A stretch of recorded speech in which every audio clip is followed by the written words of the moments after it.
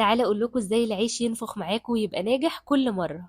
عندي نص كيلو من دقيق المخصص للمخبوزات، هحط عليه نص معلقه صغيره من الملح. هجهز نص كوبايه دافيه من الميه، هحط عليها معلقه كبيره من الخميره الفوريه ومعلقه صغيره من السكر.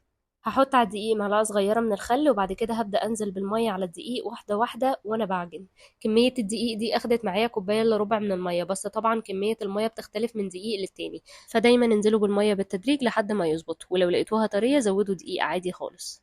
مرحلة العجن مهمة، والمفروض ما تقلش عن 10 دقايق لحد ما تبطل تلزق في ايدي وفي الطبق. بعدها هغطيها واسيبها تتخمر لمدة ساعة.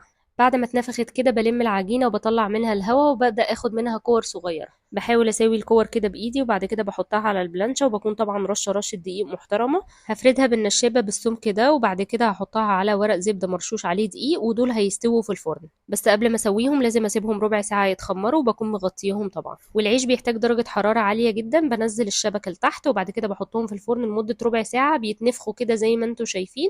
وبعدين بولع عليهم الشواية لمدة دقيقتين تلاتة بياخدوا لون. وحبيت اوريكم لو هتسووه في الطاسة هتعملوا ايه. طاسة سخنة جدا هتحطوه لمدة دقيقة تقريبا، وبعد كده تقلبوه على الوش التاني. ولما تقلبوه لو حسيتوا انه بيتنفخ من جنب واحد اضغطوا بالراحة قوي عليه هيتنفخ كله. طريقته بجد حلوة قوي وسهلة وموفرة. ما تنسوش تجربوه وتقولوا لي رأيكم.